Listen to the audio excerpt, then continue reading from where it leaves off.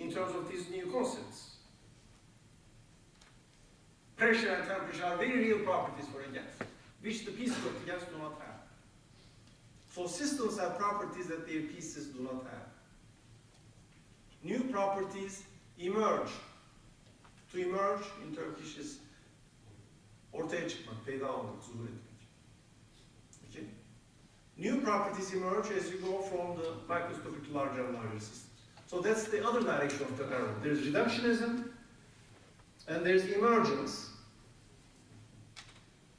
So new concepts are needed in biology that we do not have in chemistry. Sometimes new concepts are needed in organic chemistry that are not needed in inorganic chemistry because organic molecules have different structures, etc.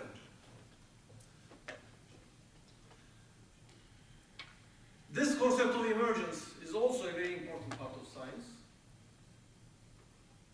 And science is rather complex, as you can see. There is a perception of science among people in the public who are not scientists themselves, who think of science as like a machine. Okay, and scientists are very sort of cold, and sort of extends to this image of the scientist as a sort of cold, very simplistic person who always wants to, you know, chop up things into simple pieces and that's it. And then they say, well, you know, life is more complicated than that. Of course, life is a lot more complicated than that. But many areas of life are open to obtaining knowledge by scientific methods. And science itself is not just reductionism. It is not just. Reductionism is very important. It's an essential part of science, but it is not the whole story. Every different level of science, larger and larger scales, bigger and bigger quantities, require new qualities. Okay?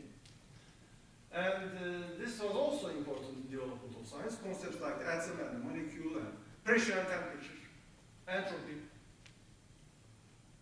Okay? They arise with more and more complex sciences. And with the development of science, one is able to express or try to understand, do experiments on, try to build theories on, more and more complex systems. In modern science, complexity is an important issue. This was always there, but now scientists are more conscious of complexity, partly because of the development of computers. Because many problems in science, you can write down the equation, you can try to solve it. Or you can design the experiments and you try to analyze the data. But things have become so complicated that without computers, you can't do that. With computers now, that means conversely, you can do a lot more. That before you could only conceptualize, but you couldn't really do. And that has opened up very fast. As you know, computers still are developing in an extremely fast pace. It has developed whole new areas of knowledge, or all areas of science have now become able to do much, much more complicated things. And together with that, scientists and mathematicians can now analyze what complexity means. Not just in words, you know, this is very complex, not like that, but there are degrees of complexity that characterize different systems. This is a system of such complexity and so on. So complexity is a conscious issue of science. It goes together with this issue of emergence, how new areas of science come up. These areas tend to be more complicated, but at the same time, they bring in their own new concepts which simplify it. Now let me return to the example of the gas about this picture of emergence. Okay, you look at the gas, and it is enough to understand a lot of the gas. It's enough to talk about pressure and temperature. These are new concepts, emerging concepts for the gas. Then you could say, is it still not true that each of the molecules going around in the gas is obeying Newton's laws? Yes, of course it's true. Can I not understand this gas using Newton's laws, which we learned principle may be. Is it interesting? Do I learn it? No. Because in a gas there are trillions of molecules, trillions of molecules, and you don't gain anything by following each and every, even if you were able, even with the fastest computers, you can't do that even if you wanted, but even if you could, it doesn't matter whether this molecule is going this way and that molecule is going this way, or the other way around, or what they are doing in detail. The details for the macroscopic properties of the system, the macroscopic details are not important. So with this emergence, you come to new science, new systems, which may look very complicated if you look in terms of its little pieces, but new concepts come up that simplify the thing. And the old or microscopic concepts are still there, of course, but they are not interesting. And they are very difficult. In any case, you don't want to know where molecule number 25 is. That doesn't matter. Okay? This is true about science, but it's also true in other areas of life. For different scales of problems, different types of concepts are needed. You don't want to break everything down into every little detail. You want to learn to think about the problem with the appropriate concepts that will make that problem simple. And if you are designing something, that's also relevant. You don't, as an engineer, as an artist, you design something. You don't want to, you have to decide on what level of detail you want to learn. Okay? If you're an engineer or scientist, what level of accuracy?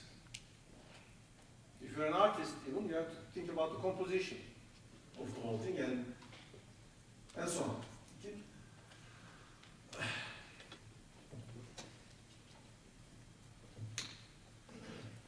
Now, amongst the sciences, there are some sciences like astronomy and geology,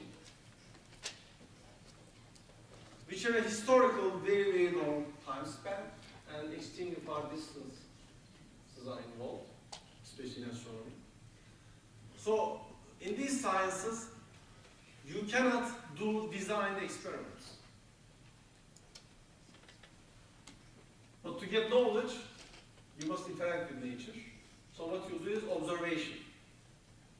So nature does whatever it does. You don't do your own, you cannot do your own controlled experiments. You just observe what is there, okay? And try to interpret it intelligently. But on the basis of that, you can make theories. Theories can make predictions. Predictions are not about new experiments, because you cannot make new experiments. Predictions are about things that you have not observed yet. If I understand what I observe in the solar system about the planets, so and so, like this, someday when I observe a planet around another star, not the sun, it will also have such properties. Prediction. In the last 20 years or so, with the powerful telescopes, we have started discovering planets around other stars.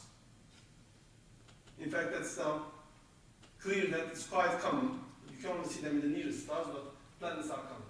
Okay? And we can understand the properties of these planetary systems in other stars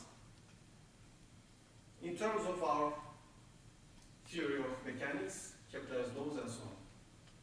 Okay? Here, science could make a prediction.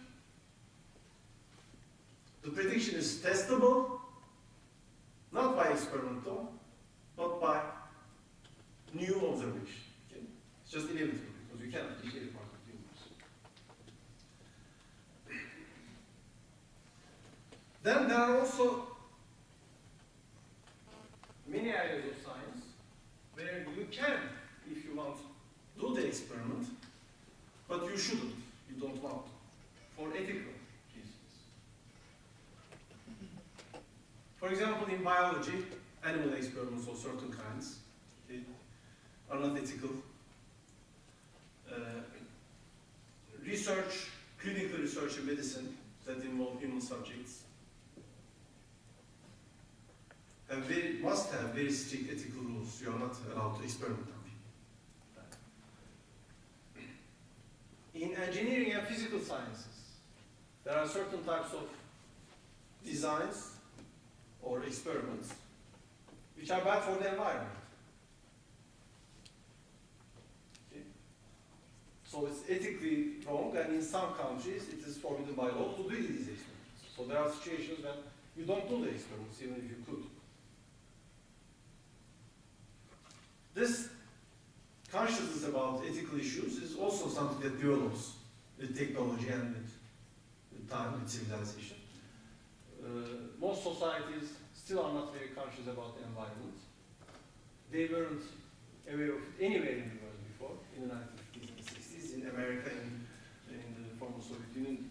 There were things were done that were really drastic, but they weren't aware and they didn't even check what the consequences would be. Okay? And they're going down. They went on for a while, and then now gradually they are being banned. About security of people. Okay? Like the way mines are operated, and we just had in Turkey a recent mine accident. These are all issues of science and technology where things, sometimes there are things that can be done, shouldn't be done. Okay? So there are limits to experiment. But when there are limits to experiment, then you go on to observation. It's like you don't design the experiments, but nature offers you alternative situations so you can compare. Okay? This question about making experiments, of course, is essential in social sciences, and starting with psychology. Many of the things, of course, in general, to experiment with people is out of the question. It's a very bad thing. Nevertheless, it's important to learn, so that's done on the basis of observation. But when you are observing people, there are all kinds of biases, including the subjectivity of the scientist.